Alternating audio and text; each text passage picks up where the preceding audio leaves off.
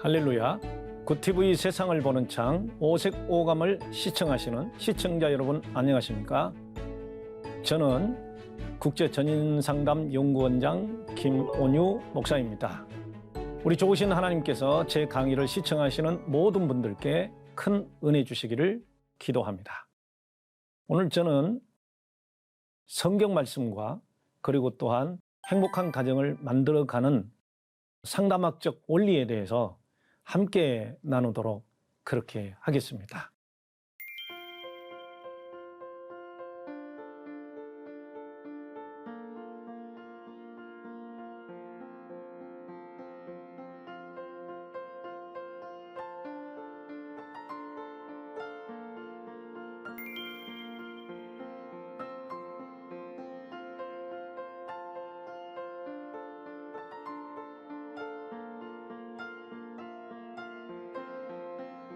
오늘 그 시편 128편 1절에서부터 있는 말씀을 보면 성경에서 말하는 행복한 가정이란 첫째, 하나님을 잘 섬기는 가정이라고 성경은 결론을 내리고 있습니다.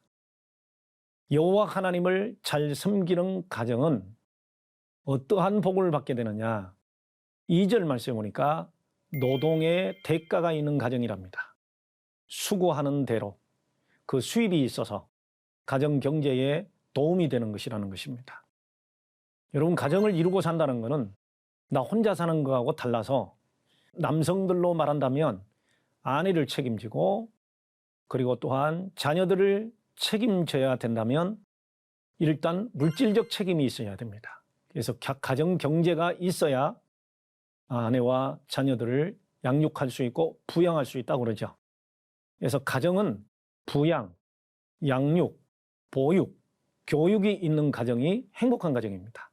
그렇다면 부양이 있는 가정, 다시 말해서 먹고 마시고 그리고 또한 입고 같이 함께 살고 하려면 반드시 거기에는 물질이 있어야 됩니다.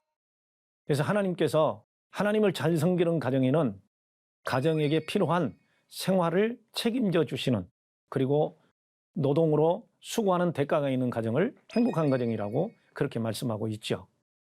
두 번째로는 아내는 결실한 포도나무랍니다. 내 집 내실의 안에 있는 아내는 결실한 포도나무라는 것은 자녀들을 출산해서 잘 양육한 아내를 말하는 것입니다. 이러한 아내가 있는 가정은 행복한 가정입니다. 우리가 나이를 먹어갈수록 자녀들에게 기대하는 것이 있습니다. 자녀들이 성장해서 직장을 다니고 결혼을 하고 또 자손을 보는 것인데, 이러한 자손의 복을 누리는 것이 마지막에 보면은 장수의 복과 평강이라고 그러는데, 내 자식의 자식을 볼지어다? 그러면 손자까지는 보고 그리고 나서 하나님 나라 가는 것이 우리 믿는 사람으로서도 큰 축복이 됩니다. 이것을 장수의 복이라고 그러는데, 이 자녀들에게 있어서 더 큰 축복은 뭐냐? 자손들이 내 상에 둘린 자식은 어린 감람나무 같으리로다, 이런 말씀을 했거든요. 이스라엘에게는 3대 나무가 있습니다. 유익하게 하는, 약재와 식용으로 쓰이는 나무들이 있는데 첫 번째가 포도나무죠. 그래서 아내는 결실한 포도나무라 했을 때 그 포도나무에서 나오는 열매에서 나오는 포도즙, 포도주는 소독 역할을 하고 약재 역할을 합니다. 그리고 두 번째로는 그 포도주는 음료 역할을 합니다. 이러한 포도나무에서 쓰임받는 것, 포도나무처럼 쓰임받는 가정. 두 번째, 무화과 나무가 있습니다.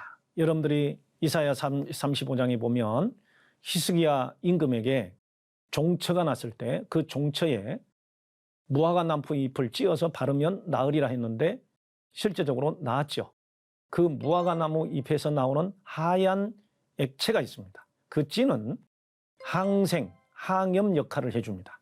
그래서 치료제 역할을 쓰기도 하고, 무화과 나무의 열매는 비타민 C와 비타민 D가 아주 풍부해서 식용으로 쓰일 때 굉장히 부드럽고 맛있고 아주 좋은 열매가 되기도 합니다. 그 다음에 이제 오늘 감람나무가 나오니까, 감람나무는 또 두 가지로 쓰임받죠. 하나는 식용으로 쓰입니다. 감람나무의 열매에서 올리브유가 나와 그 올리브유로 이렇게 쓰이기도 하고, 그 다음에 두 번째로는 약재와 화장품으로 쓰입니다. 중동 지역은 햇빛이 따갑고 자외선이 많아서 햇빛 상처가 많을 수 있습니다. 그렇기 때문에 여성들이 피부에 감람유, 다시 말해서 올리브유를 자주 바릅니다. 그리고 상처가 나서 있을 때, 피가 날 때 그 피를 응고시키고 나서 포도주로 소독을 하고, 그리고 나서는 감람유를 바르게 되면 요즘 연고처럼 피부 재생이 잘 되도록 해주는 역할을 합니다. 그 다음에 감람유는 어디에 쓰일까요? 여러분들이 성전에, 예루살렘 성전을 아시죠? 들어가게 되면 물두멍이 있고 손을 씻고, 그리고 제단이 있고 제단 넷불에 기름을 바르고, 거기에 바르는 기름도 역시 또 감람유를 쓰게 되죠. 그러면서 짐승의 피를 발라서 속죄, 그리고 또한 이 제단은 주님의 것입니다 하는 소유를 하나님께 드리는 그러한 것을 하게 되고, 그러면서 이 두 물건이 있는데 하나는 촛대가 있고 하나는 이제 그 떡상이 있죠. 그 촛대에 들어가는 기름이 바로 감람유입니다. 그래서 감람나무 같으리로다, 이 말씀은 우리의 자녀들이 나중에 성장해서 하나님 나라에서도 쓰임받고 하나님의 교회에서도 쓰임받고, 그리고 또한 국가 공동체 또는 이 세계 공동체에서 쓰임받는 자녀들이 될 때 우리 인생은 너무 행복한 인생이요 성공한 인생이라고 그렇게 보는 것입니다. 여러분에게 그런 축복이 있기를 주의 이름으로 축복합니다. 그리고 시온의 복과 예루살렘의 번성이 있다, 이렇게 또 말씀을 했는데요. 하나님을 잘 섬기는 가정은 그 가정이 교회가 되는 것입니다. 그리고 또한 그 가정이 바로 영적 공동체가 되고 하나님 나라를 이루어가는 것입니다.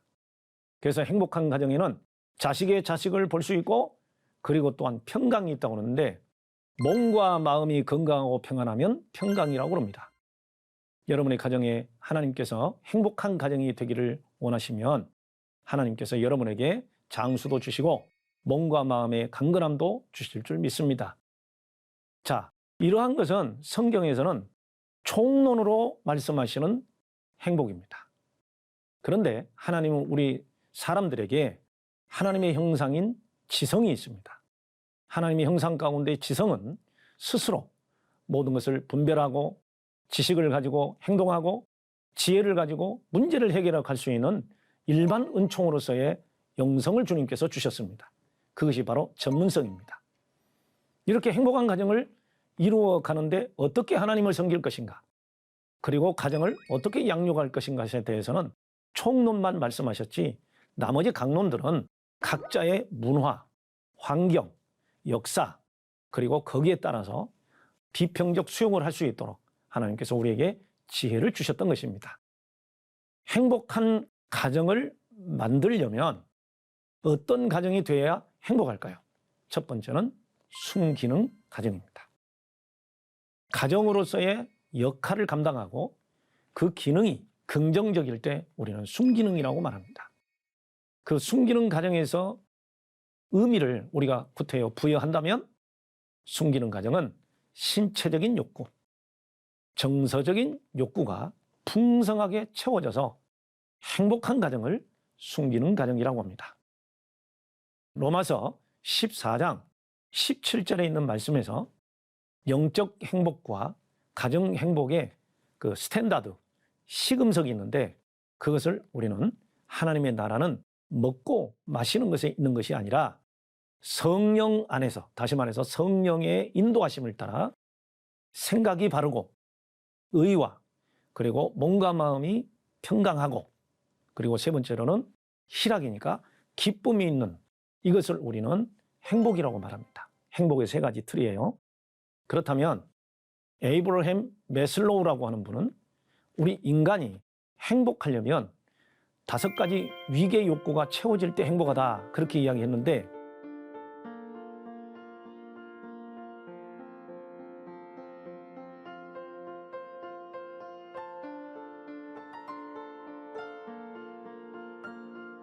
모든 심리학자들이나 과학자들이나 인류학자들이 일단 인간은 몸을 가지고 태어났기 때문에 몸이 건강하고 또 몸이 요구하는 본능이라는 게 있습니다. 그 본능은 첫 번째가 식욕입니다. 어린아이는 태어나자마자 살기 위해서 젖을 빱니다. 본능을 주님이 주셨습니다. 그걸 우리는 식욕, 그리고 또한 수면욕, 모든 것들이 이 어린 시절에는 이 식욕과 수면력이 채워져야 돼서 평강해야 되는데 그 역할을 부모가 해주고 보호자가 해주는 거거든요. 동시에 성장하게 되면 그 식욕, 수면력, 그 다음에 신체의 건강을 유지해 가는 거, 정서적인 거, 이런 것들을 온 가정들이 서로가 채워줄 수 있을 때 그런 걸 우리는 본능과 욕구를 채워준다. 그런 얘기를 합니다. 그렇게 됐을 때 행복한 가정이 된다. 그래서 정서적인 욕구까지 같이 채워집니다. 지금까지 제가 강의하면서 애착 관계에서 오는 행복, 그리고 또한 위로 관계에서 오는 행복, 그리고 또한 상대방에게 필요한 것을 채워줄 때 오는 행복, 이러한 행복들은 하나님께서 주시는 행복과 어울려서 전인적으로 행복하게 되고 건강하게 되는 것이죠.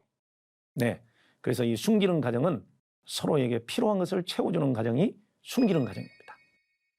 이러한 가정이 행복한 가정인 것입니다. 여러분의 가정은 어떻게 행복하십니까? 우리 행복한 가정의 숨기는 가정이라는 것은 유교에서도 말하는 삼강오륜, 부의자강, 부의부강, 군의신강, 그리고 부자이친, 군신유의, 장유에서 부부유별, 붕어유신, 이런 것들이 바로 이 위치, 질서, 내 부모를 공경하라, 주 안에서 부모에게 순종하라. 그것은 곧 히브리어로는 무겁다 하는 말을 씁니다. 그래서 그 무겁다는 말이 무슨 말이냐? 위치 자체가, 부모는 부모로서의 위치가 있고 자녀는 자녀의 위치가 있고 부모는 부모로서의 각 위치가 있기 때문에 그 위치가 있다는 말은 바로 질서가 있다는 얘기고, 그리고 가정관계는 윤리적 관계가 됩니다. 모든 윤리관계는 이타주의입니다. 상대방을 위해서, 내 가족을 위해서, 내 부모를 위해서, 내 자녀를 위해서. 그래서 나는 그들에게 상처를 주지 않아야만 해. 그렇다면 그 상처를 주지 않는 방법은 뭐냐? 각자의 윤리를 지키면서 자기 경계를 지키는 것이 상처를 주지 않는 것입니다. 그것이 바로 윤리입니다. 그리고 교제가 있어야 됩니다. 그 교제는 의사소통입니다. 그리고 의사소통이 잘 되면 인티머시, 친밀감이 옵니다. 가족관계의 특징을 하나를 이야기하면 바로 친밀감입니다. 가족관계는 너무 친밀합니다. 서로 안아줄 수 있고 쓰다듬어 줄 수 있고 순수한 마음으로 사랑해 줄 수 있는, 그걸 우리는 스톨게라고 이야기하고, 하나님과의 영적 관계에서 친밀감은 바로 그 사랑인데 그것이 바로 아가페라고 그러죠. 아가페와 스톨게는 엄청나게 밀접함이 있습니다. 그래서 이 친밀감이 가족관계에서 가장 중요한 관계고요. 그리고 아까도 말씀을 드렸지만 가족관계는 서로가 경제적으로도 필요한 것을 채워줄 수 있는 가정이 숨기는 가정입니다. 그리고 마지막으로 가족끼리는 신뢰감이 있습니다. 인간이 언제 제일 상처를 많이 받냐? 가족관계에서 배신당했을 때, 버림받았을 때, 배척을 당했을 때, 그리고 또한 인정받지 못했을 때, 이럴 때 굉장히 상처를 많이 받죠. 그래서 숨기는 가정은 상처를 주는 가정이 아니라 사랑을 주고 애정을 주고 친밀한 가정이 바로 숨기는 가정이고, 이런 가정에서 행복이 만들어주는 것입니다.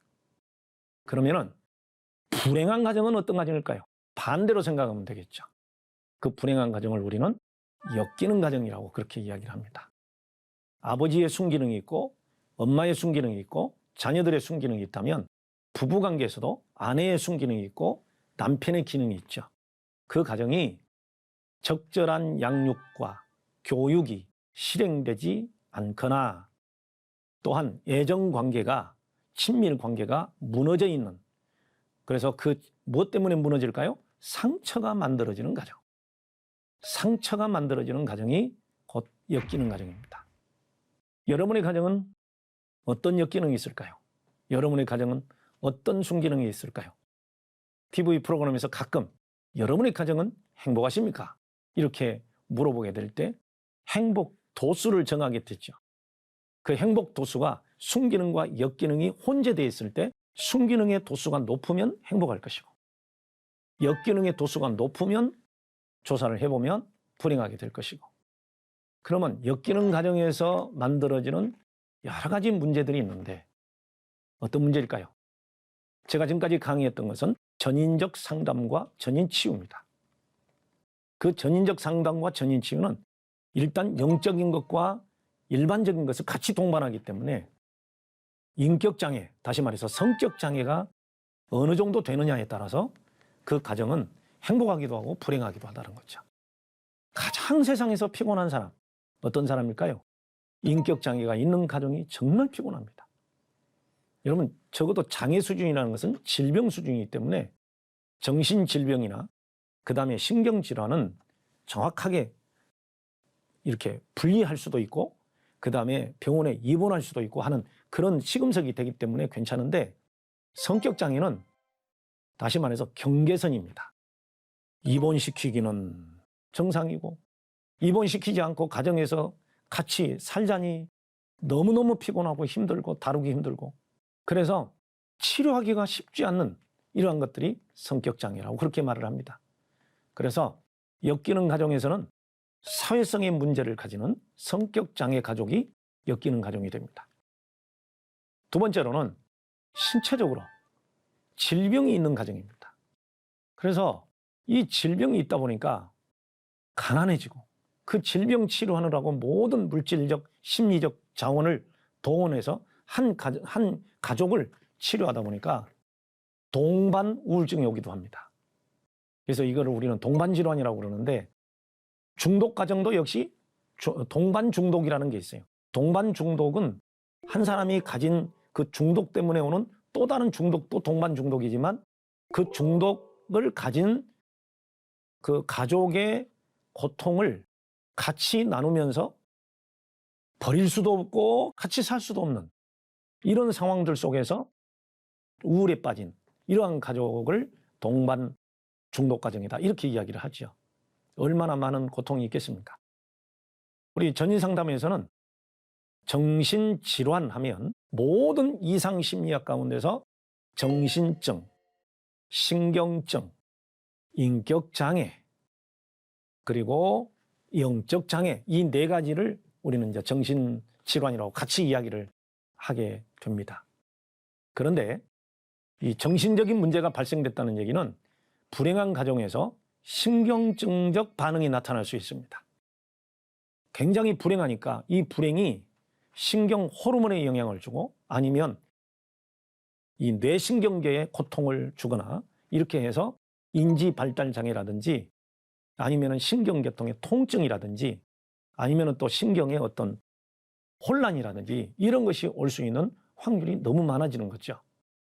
그리고 엮이는 가정은 우리 기독교에서 엮이는 가정은 다른 신을 섬기는 것, 우상 숭배하는 것, 하나님의 이름을 망령되이 일컫는 것, 신앙생활을 제대로 하지 않는 것 이런 것들을 우리는 영적 역기능이라고 그러는데 그 가운데서 우상 숭배와 또한 예수 믿기는 믿는데 악령의 역사가 너무 많은 가정 이런 가정을 우리는 영적 역기능 가정이라고 그렇게 말할 수 있겠습니다. 여러분의 가정의 역기능 결과는 어떻습니까? 사회복지에서 말하는 역기능 가정이라고 하는데 그런 가정은 복지상담이 가능한 가정입니다. 그래서 사회복지과에서 이런 가정은 이렇게 상담한다 이런 매뉴얼이 있습니다. 첫째로 폭력가정입니다. 끊임없는 부부간의 폭력 아니면 가정폭력이 계속된다.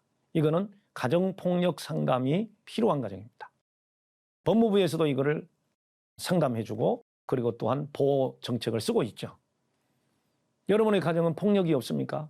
언어폭력, 신체폭력. 그 다음에 중독 가정이 특히 알코올 중독 가정이 폭력 가정과 같이 상담 대상이 됩니다. 알코올 중독 가정은 정말 힘든 엮이는 가정이 되겠죠. 그리고 또한 조손 가정이라고 해서 할머니 할아버지와 함께 사는 손자, 부모님이 안 계시는 가정 이런 가정을 조손 가정이라고 해서 애착관계가 힘들고 굉장히 연민이 많아지는 그런 가정입니다. 그리고 또한 소년 소녀 가정, 어린 아이들이 가정의 경제를 책임지고 돌봄을 책임지는 그리고 스스로 자기를 돌보는 이런 가정이 바로 소년, 소녀 가정입니다. 그리고 또한 한부모 가정, 편모, 편부스라에서 가라는 자녀, 모자, 모녀 가정, 아니면 또한 부자, 부녀 가정, 이런 가정이 또한 한부모 가정이라고 그러죠. 요즘은 이제 많이 좋아졌지만 다문화 가정이라는 게 있습니다. 그래서 다른 나라에서 와가지고 국제 결혼을 하여 이룬 가정들인데 피부와 그다음에 생긴 모습과 언어가 달라서 오는 정체성의 문제, 이런 것들이 많이 주어지고 있습니다. 그래서 이러한 사회복지학에서 정의하고 있는 다문화 가정들이나 이러한 엮이는 가정들은 상담 대상이 돼서 이렇게 우리에게 또 교육을 하고 있고 또 국가 정책으로도 많이 지금 하고 있습니다. 그 다음으로 우리가 넘어가서 보시면 인간이 가지고 있는 신체 욕구나 정서적 욕구가 결핍이 될 때 이런 중독에 걸릴 확률이 많다고 다들 보고하고 있습니다. 첫 번째로는 신체 욕구, 두 번째로는 안전 욕구, 세 번째로는 애정과 소속의 욕구, 네 번째로는 자존의 욕구, 다섯 번째로는 자기 실현의 욕구가 있는데 신체 욕구가 안 채워질 때는 성 중독, 알코올 중독, 섭식 중독, 그래서 주로 물질 중독에 빠진다. 안전 욕구가 채워지지 않으면 회피성 인격장애나 도박 중독에 걸릴 수 있다. 그래서 이거를 행위 중독이라고 그러죠. 그 다음에 애정과 소속의 욕구가 채워지지 않으면 의존 중독, 자존의 욕구가 채워지지 않으면 자기애성 인격장애, 자기 실현의 욕구가 채워지지 않으면 권력 중독이나 열등감에 빠지는 이런 것들을 우리는 알 수가 있습니다. 그만큼 성장 과정이나 가족 관계에서 얼마나 많은 애정 교류가 필요한지 여러분은 알 수가 있을 것입니다. 그런데 이제 가장 큰 문제는 엮이는 가정들이 주로 어떤 가정에서 나오느냐, 바로 이 언어의 문제들이 있습니다. 여러분, 한 가지 긍정적 습관이 되기까지는 최소한도로 66시간이라는 똑같은 연습이 필요합니다. 그런데 어린 시절부터 들었던 언어, 했던 언어들이 30년, 40년을 습관 들여서 결혼을 하게 됩니다. 그러니 처음에 결혼할 때는 절제를 하고 그렇게 살지만 시간이 지나면 어떤 분은 그걸 모국어라고 하더라고요. 사람이 익숙해지고 친해지고 하다 보면은 과거에 배웠던 언어들이 그대로 나오게 돼서 그 언어들이 부정적일 경우, 예를 들자면 말이 없다, 대답이 없다, 그걸 회피성이라고 그러는데 아예 말이 없는 사람, 공격적인 언어, 회피하는 언어, 이 회피하는 언어를 사티어라고 하는 분은 분열성 언어, 산만한 언어, 자기 주관이 없는 언어, 이렇게 이야기하기도 합니다. 그리고 비난하는 언어, 너 그거밖에 못해? 어떻게 먹고 살래? 이런 언어들. 그 다음에 회유하는 언어, 내가 이렇게 고생하는 것은 다 너 때문이야. 그러니 너는 내 말을 들어야 해. 이런 언어들. 나는 너를 너무 사랑해. 난 너 없으면 못 살아. 그러니까 너는 내 곁에 있어야 돼. 나를 사랑해야 돼. 내 말을 들어야 해. 이런 것들이 다 회유형입니다. 투사하는 언어. 과거에 상처를 받았던 사람, 아니면은 내 배우자의 공격적인 모습들, 그리고 관계가 좋지 않는 것들을 자녀들에게 예비를 닮아서, 엄마를 닮아서, 애미를 닮아서, 그리고 누구를 닮아서 이렇게 해가지고 막 그냥 화를 내고 소리를 지르고 비난하는 이런 것들을 투사라고 그러죠. 그리고 언어폭력, 말 자체가 육두문자를 쓰고. 근데 이게 무슨 말을 해도 거기에는 뭐가 들어가는 거죠? 뉘앙스가 들어갑니다. 말의 색깔이 있다는 거죠. 화를 내면서 할 것이냐, 비난하는 어조로 말할 것이냐, 이 어조 훈련이 굉장히 중요한 건데 이러한 언어들을 자주 쓰다 보면 가정이 불행해지고 서로가 미워하게 되고 화를 내게 되고 가장 중요한 양가 감정이 생기게 됩니다. 사랑과 그리고 또한 표현을 전혀 일치감을 느끼지 못하는 거죠.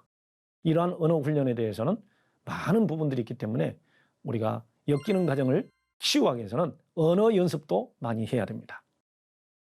그 다음에 엮이는 가정을 그러면 어떻게 치유할까요? 네, 우리 가정은 역기능인가 순기능인가를 인식하는 것이 필요합니다. 어떤 것이 역기능인가? 어느 문제에서 역기능인가? 중독의 역기능이 있는가? 의사소통의 역기능이 있는가? 감정소통의 역기능이 있는가? 폭력적인 역기능이 있는가? 이런 것들을 하나님께 인식하고 고백하고 내가 또한 그러한 역기능적인 삶을 살았다면 하나님 앞에 죄라고 고백할 수 있어야 됩니다. 가정을 돌아보지 않는 것은 불신자보다 더 악하기 때문에 우리는 이 악한 죄를 회개해야 됩니다. 가장 중요한 것은 역기능 가정은 악습이 있습니다. 좋은 습관을 들이기 위해서는 각고의 노력과 그리고 또한 연습을 해야만 합니다. 그것을 성경에서는 경건을 연습하면 금생과 내세에 아주 유익하다고 합니다. 좋은 습관, 성령 충만은 썩어져가는 옛 습관을 버리고 새 습관을 이루는 것이 성령 충만입니다. 이렇게 기도하면서 오늘 여러분의 행복한 가정, 장수가 있고 자녀들이 번성하고 아내가 사랑스럽고 그리고 또한 모든 경제에도 건강성이 있는 그러한 가정이 되기 위해서 이렇게 기도하고 마치겠습니다. 주님, 저희 가정을 의사소통과 감정소통이 잘 되어 친밀하고 신뢰가 있는 가정으로 변화시켜 주시옵소서. 온유와 겸손의 성품으로 가득하게 하시고 정신적, 정서적으로 건강하고 행복한 가정으로 변화시켜 주소서. 의와 평강과 희락이 넘치는 천국 가정으로 변화시켜 주시옵소서. 주 예수님의 이름으로 기도하옵나이다. 아멘. 하나님의 말씀으로 세상을 이해하고 바라보는 마음의 창이 여러분 안에 열리기를 소망하며 이 시간 마치겠습니다. 감사합니다.